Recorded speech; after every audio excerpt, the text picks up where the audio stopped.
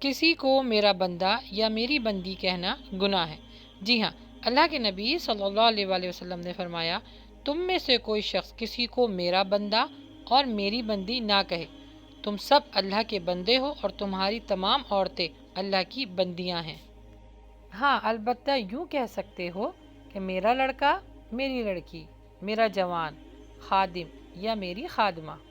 اللہ اکبر!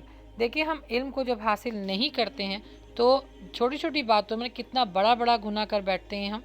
عموماً آپ نے لوگوں سے سنا ہوگا، یہ تو میرا بندہ ہے، یہ فلاں کی بندی ہے۔ کچھ خواتین بھی اس جملے کا استعمال بہت کرتی ہیں کہ میرا بندہ ہے، یعنی یہ میرا شوہر ہے۔